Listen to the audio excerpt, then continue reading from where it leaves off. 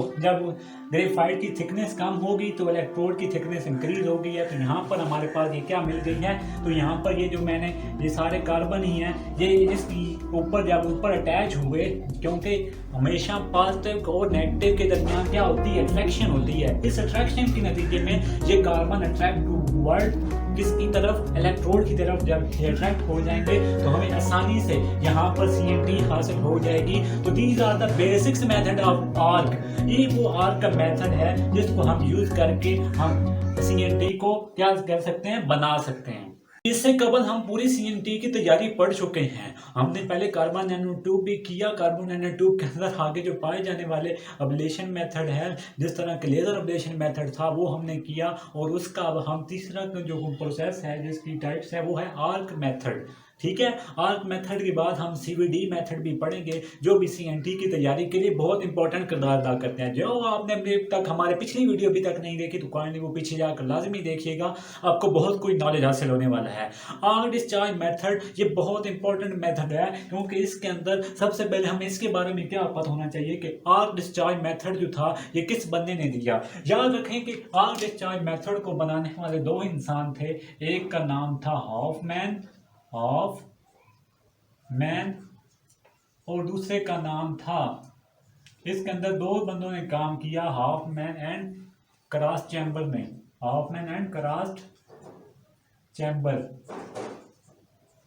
ये वो दो बंदे थे जिन्होंने 1990 के अंदर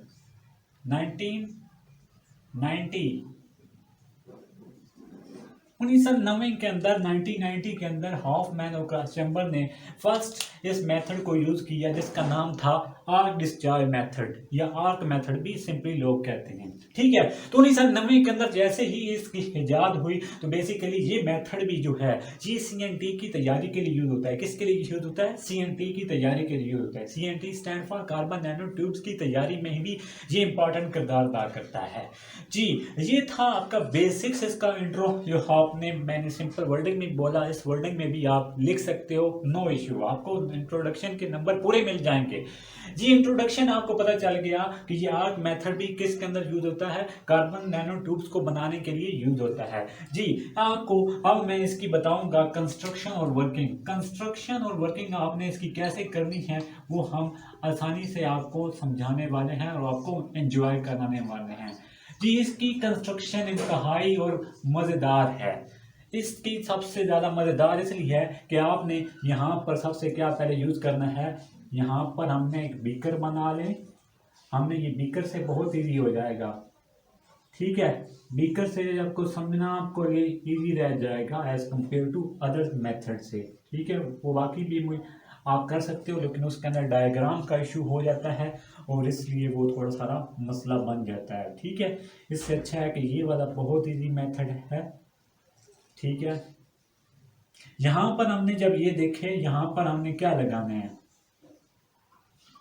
यहाँ पर ये मैं जो लगा रहा हूँ, ये मैंने क्या लगाया है, यहाँ पर जो मैंने ये लगाया है, मैं यहाँ पर यहाँ पर मैंने ये पहले वाला ग्रेफाइट लगाया है और ये वाला मैं जो अब लगाने वाला हूँ ये एनी मटेरियल है।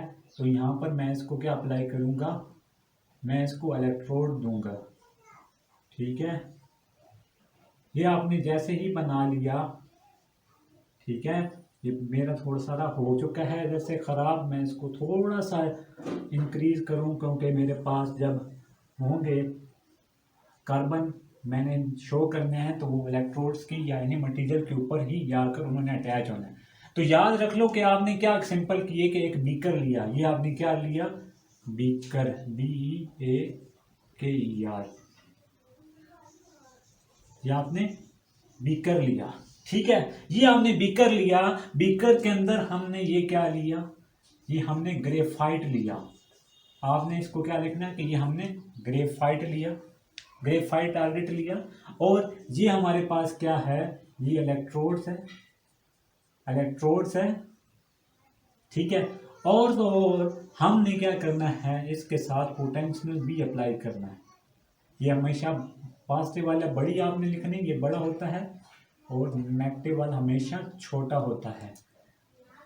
ठीक है, तो ये आपके पास कुछ इस तरह से आएगा। तो यहाँ पर क्या आपका ये पॉजिटिव आया, ये आपका नेगेटिव आया। याद रख लो कि आपने इलेक्ट्रोड्स भी बना लिए, आपने इसका जो पोटेंशियल आपने जो अप्लाई करना है, याद रख लो कि इसका जो आपने पोटेंशियल अप्लाई करना है इसके अंदर 20 से 30 तक होना चाहिए। पोटेंशियल आपका कितना होना चाहिए, 20 से 30 तक इसका आपने पोटेंशियल रखना है।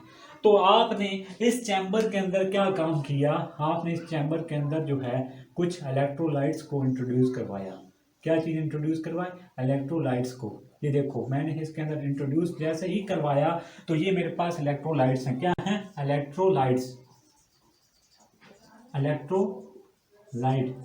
ये मैंने जैसे ही इसके अंदर इंट्रोड्यूस करवाए तो मुझे यहाँ पर क्या पता है, मैंने इसके अंदर एक और भी चीज़ इंट्रोड्यूस करवानी है, उसका नाम है हीलियम, जो कि किस पर होगा, एट 500 टार, जो किस पे होगा, 500 टार के ऊपर। ठीक है, हीलियम आपने इतना इसके अंदर रखना है। और ये आपका क्या था, कोई भी मटेरियल हो सकता है, एनी मटेरियल, कोई भी मटेरियल हो सकता है, एनी मेटल, कोई भी ये मेटल हो सकता है। जब आपको ये बातें सारी पता चल गई हैं तो हमने देखा आपकी कंस्ट्रक्शन के अंदर सब कुछ क्लियर हो गया। आपको सिंपल वर्डिंग में कंस्ट्रक्शन के अंदर और वर्किंग के अंदर, कंस्ट्रक्शन और वर्किंग एक ही बात है। आपने उसके अंदर क्या लिख कर आना है, आपने क्या लिखना है, आपने लिखना है, हमने सबसे पहले क्या, बस सिंपल आपने वर्डिंग में, अपनी वर्डिंग में कैसे वहां पर लिखना है, हमने कहना है कंसिडर अ बीकर। आप लिखते जाओ, consider a beaker, consider a beaker. In beaker we have attached, in beaker we have attached graphite and any metals. in beaker we have attached graphite and any metal, वो आपने attach कर दी ये दोनों। ठीक है, we have also known that as shown in figure there is electrode. We have applied the potential between electrode and graphite is 20 to 30 volt, 20 to 30 volt तक हमने इसका क्या अप्लाई किया, पोटेंशियल अप्लाई किया। ठीक है, जब आपने ये पोटेंशियल अप्लाई किया तो पोटेंशियल अप्लाई करने से क्या किया, जब आपने ये पोटेंशियल आपने कहा when we apply a potential 20 to 30 volt, तो देन क्या होगा, ग्रेफाइट क्या हो जाएगा, ग्रेफाइट हीट अप हो जाएगा। ग्रेफाइट को चौंका आपने इलेक्ट्रिकल एनर्जी प्रोवाइड की है, जैसे ही आपने इसको इलेक्ट्रिकल एनर्जी प्रोवाइड की है तो यहाँ पर देखिएगा, तो यहाँ पर निकलेंगे कार्बन एटम, यहाँ पर कार्बन निकला, इधर से भी निकला, इधर से भी निकला और यहाँ से भी कार्बन निकला। मतलब ये हुआ जब ग्रेफाइट मेल्ट होगा, जब ग्रेफाइट क्या होगा, जब ग्रेफाइट को एनर्जी बहुत ज़्यादा प्रोवाइड की जाएगी तो उससे वो एनर्जी बर्दाश्त ही नहीं होती, तो वो क्या करता है, अपने आप में से कार्बन को क्या करता है, रिजेक्ट करता है। कार्बन को वो जब रिजेक्ट करता है तो यहाँ से कार्बन रिमूव हो जाएंगे। ठीक है, यहाँ से कार्बन आपके रिमूव हुए। ठीक है, आपने क्या कहा, यहाँ पर अप्लाई पोटेंशियल,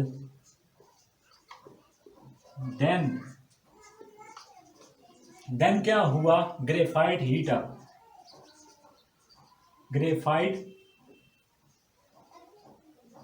हीट अप। तो ग्रेफाइट हीट अप हो गया, जब इसको आपने ये पोटेंशियल अप्लाई किया तो ग्रेफाइट हीट अप।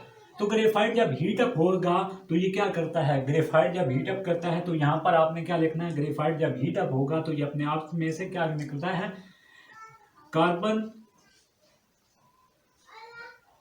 कार्बन जो है यहाँ से क्या निकलते हैं, carbon remove from graphite, graphite से कार्बन जो है फिर वो निकलेंगे। जब आप लोग क्या करोगे, इसको हीट अप करोगे तो कार्बन निकलेंगे। कार्बन जैसे ही निकलते हैं, देन कार्बन जैसे ही ग्रेफाइट से निकले, these carbon atom, these carbon आपने क्या कर, दीज कार्बन आर कलेक्टेड